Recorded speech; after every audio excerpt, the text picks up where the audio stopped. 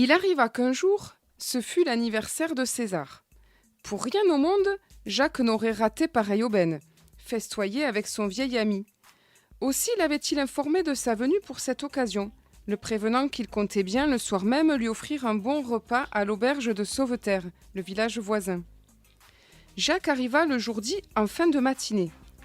Tout à sa joie de revoir César, il claqua la portière de sa voiture et traversa le petit jardin, en chantonnant un peu plus fort que de coutume, dans le secret espoir d'attirer son attention.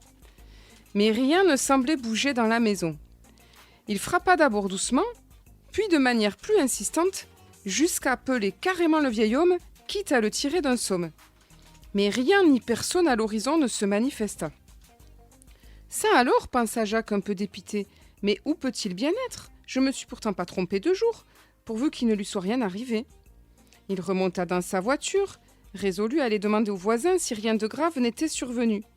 Ainsi fit-il le tour du voisinage. Personne n'avait de nouvelles de César. Jacques, inquiet, retourna chez le vieil homme, en se disant qu'il essaierait de passer par une fenêtre. En s'approchant de la porte pour la seconde fois, il remarqua un petit mot coincé contre le chambranle, qu'il déplia en toute hâte. « Mon Jacques, la clé est cachée dans la brouette sous les pots de fleurs. Entre, installe-toi bien. Avant que nous fêtions mon anniversaire, je dois d'abord le fêter moi-même. Car un anniversaire, c'est une chose sacrée, une sorte de nouvel an personnel qui doit préparer l'année à l'avenir. » Jacques trouva la clé et entra, perplexe, dans cette maison vide chargée des odeurs de son vieil ami. D'abord, il attendit patiemment, puis le tic-tac de l'horloge commença à l'agacer. Mais que faisait donc César ? Qu'avait-il de si important à faire pour que cela dure autant ? Vers 6 heures du soir, le vieil homme apparut en bas de la combe, tout au bout du chemin qui sortait des bois. Il marchait d'un bon pas, en sifflotant de bonheur.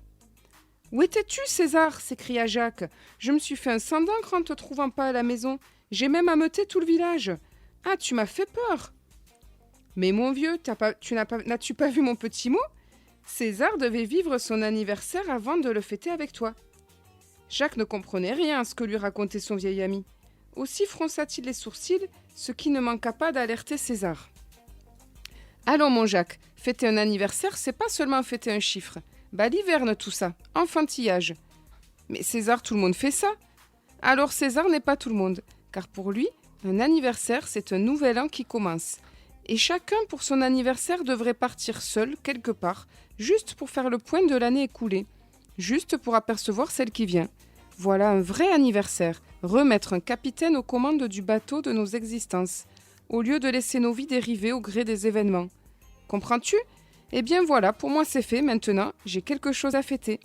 On y va !